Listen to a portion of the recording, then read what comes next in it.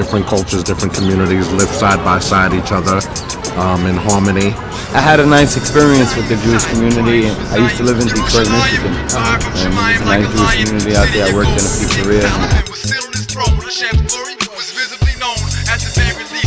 They know that in the environment you're probably to the out, so if they know something's wrong, they will come and speak to you about it, tell you what's going on, but after that, it's done.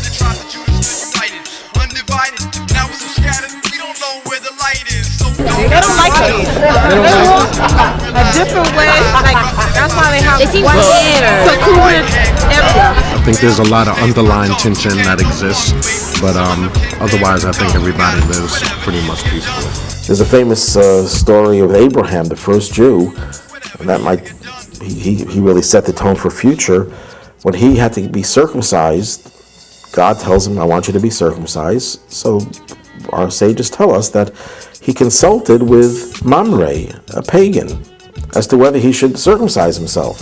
So why would Abraham, the most faithful servant of Hashem, who was willing to sacrifice his own son's life, who was willing to be thrown into a fiery furnace, was going to ask a non-Jew whether he should go through circumcision? So Abraham says, I want to see that the world embraces this, the world accepts it. And I'm here with, what's your name, sir? My name is Michael. Michael? Yeah, in Hebrew it's Michael. Michael, you have a good Jewish name, imagine that, right?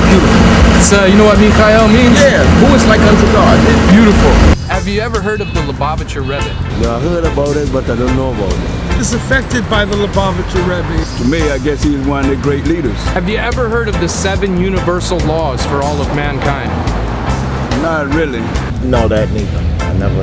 And you've been in the community for 21 years. Exactly. In 30 years, not one person has told you about this, the Sheva Mitzvahs B'nai Noach. No. 7 universal laws for all of mankind. No, I never discussed it.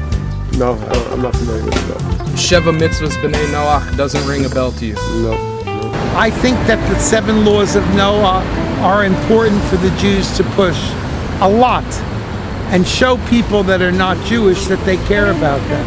How about the 7 universal laws for all of mankind? Oh, the Noahide laws? The Yeah, I Noahide understand laws. that, yeah. Yeah, so somebody presented it to you and explained them to you and told you about them? I know about them, yes. From Jewish people, or? They're in books, they're in Torah. Tiffany, if you were able to legislate one law in America that was universal for all of mankind, what is the most important thing for you to put into law? To have your own opinion for something, just not to have any discrimination.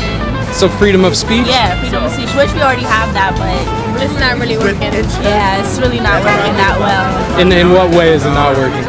Because we still have people discriminating against different races, and I really think there's no need for all of that. I really don't. We believe everybody should be one. So if that can be a law, that's the law would make. People must live like one human being. Please help your neighbor, you help them too, you know. We all help each other. So you would legislate that everybody has to help their neighbor? Yeah, that's true. Freedom of assembly. To treat each other as you would want yourself to be treated, and to live your life with integrity. Belief in God. Belief in God. Yeah. That's very interesting because it happens to be the very first law in the Sheva Mitzvahs B'nai Noach and the 7 universal laws for all of mankind. Because really that's where it all starts, is with an acknowledgement that there's a being higher than us who's able to give law to us and tell us how we should conduct our lives in this world.